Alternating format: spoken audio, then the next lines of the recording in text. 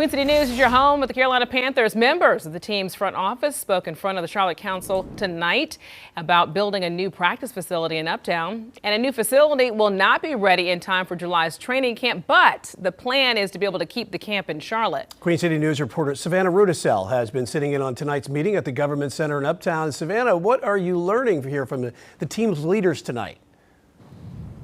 Yeah, Brian and Alicia, in order for the Panthers to get everything they want out of this indoor planned practice facility, they have to have the city sign off on a rezoning petition. That's part of the reason why we're here tonight. This gave developers as well as residents a chance to talk directly to city council members about some of the potential good and bad that the project could bring to the area. The plan right now is to expand upon the site where those former practice fields were, as well as that former Atrium Health Dome was. It includes about 12 acres of land that's currently zoned for neighborhood, community activity center, and mixed-use development.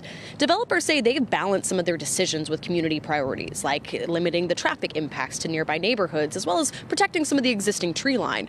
They say they're also in communication with public transit leaders about the proposed Cats Link Silver Line. That's a light rail which would run from Matthews to Uptown, and that may go through the property in the future.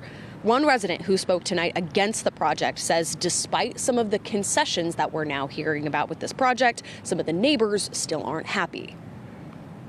As you remember in our community meeting, no one in the community was okay with this.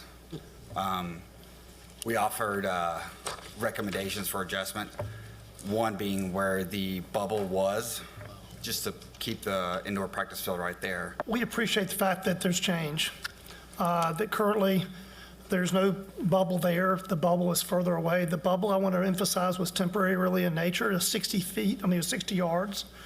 This is really to provide for the longer term prospects for the field house. I talked to team representatives tonight about training camp specifically. Now, they're in the process of installing 2 outdoor grass fields that will be ready by the summer workouts. They couldn't give me any details yet on what kind of seating or fan areas may be available by then. But again, they say this rezoning process really focuses on the field house and some of the other building requirements, so the players will have their usual time right there on the field during training camp. Now, where we go from tonight, members of the city's planning committee, they're going to be meeting, discussing everything that they've heard in order that they can make recommendations to the full council. Now, their meeting will be June 4th. It's open to the public, but if anyone wants to give more feedback on this practice facility project, they'll have to contact the planning committee online. We've got instructions on our website of exactly how to do that. You can find those at QCnews.com. Reporting live in Uptown, Savannah Rudisell, Queen City News. Yep.